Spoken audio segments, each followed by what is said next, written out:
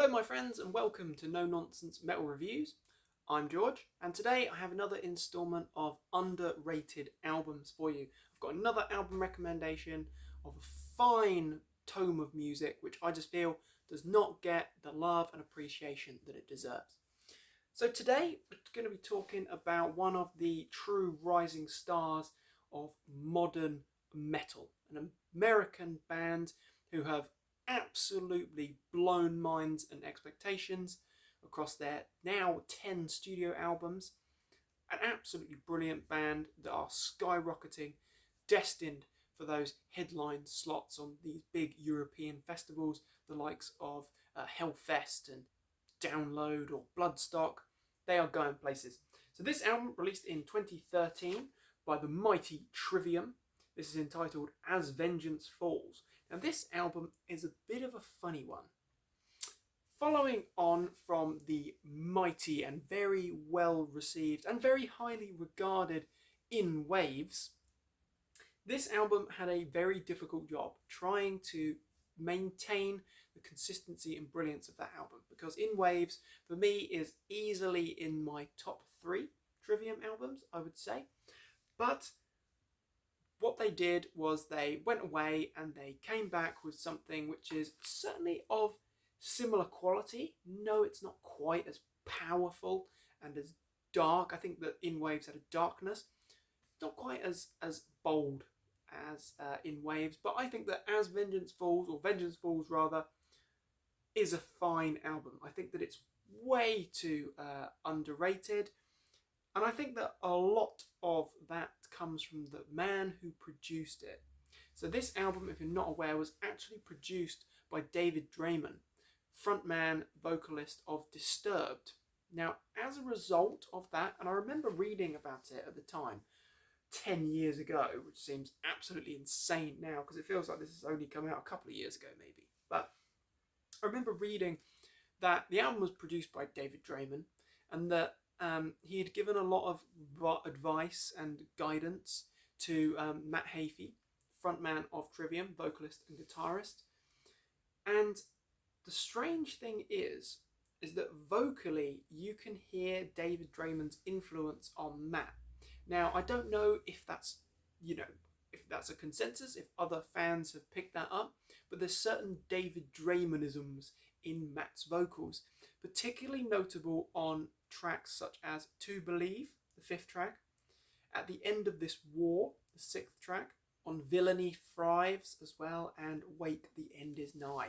You can really hear some of David Draiman's kind of vocal stylings, his delivery, in Matt's voice. Matt still sounds like Matt, just to clarify, and he does brilliant clean vocals. He also does really good aggressive vocals, but you can hear the influence of David Draiman. I certainly can, but maybe that's because I'm searching for it. Who knows? But regardless, I still think it's a solid album. Kicks off with Brave This Storm, which is a soaring metal anthem. It's a brilliant track. It's very, very heavy, killer crushing riffs. Absolutely love it.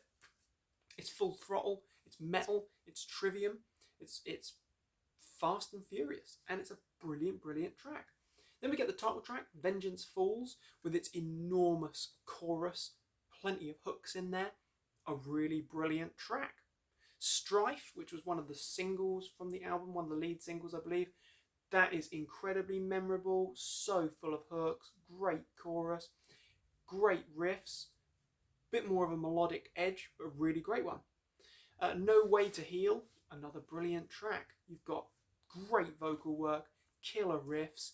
I particularly enjoy the drumming on this album as well. It's very, very heavy stuff, very fast, very furious. Elsewhere, other particular standouts for me, I particularly enjoy Through Blood and Dirt and Bone. That's a very melodic track, very metal, plenty of killer riffs, delightful stuff. Villainy Thrives, good track as well, definitely. And the closing track, Wake, the End Is Nigh, good, heavy stuff. A little bit different to a lot of the other material on this album, but a really good standout moment. On this particular version, the Digipack one, we've got the inclusion of a couple of bonus tracks. We've got No Hope for the Human Race, which is heavier than a lot of the material on this album. Really good. Then we've also got As I Am Exploding, which is really David Draymond influenced vocally. And we've got a Misfits cover closing the album. We've got Skulls' We Are 138, which I don't need to listen to. Not a particularly big fan of Misfits, I must say. Very, very strange stuff. But the Trivium tracks are brilliant. And this is a band that have absolutely taken the metal world over the last 20 years, I think, and just shaken it up. They have really built themselves up from the bottom to this status where they are now regarded, I think, rightfully and deservedly as being one of the biggest bands in modern metal. Not a particularly generic sound or anything like that. They're not outright thrash, nor are they outright death metal, nor are they melodic death metal. They are just a combination of extreme music. A really unique sounding band. And I think that Trivium are a freaking brilliant band. Absolutely love them. I don't think I saw them on this tour though. But I have seen them 5 times. Going to go and see them again in August as they're touring the UK. Really looking forward to that. That'll be killer. Especially enjoy the fact that they're playing at the Norwich UEA again, my local venue. Absolutely love it. So yeah, I think that Trivium, Vengeance Falls is a criminally underrated album. It's a really good album. If you are yet to be convinced, check out Brave This Storm, check out Strife, and check out Through Blood and Dirt and Bone.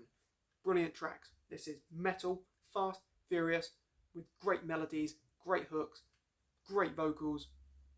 What's not to like? I think the reason why I consider this to be underrated is because, of course, they absolutely set the scene ablaze with Ascendancy, their second album.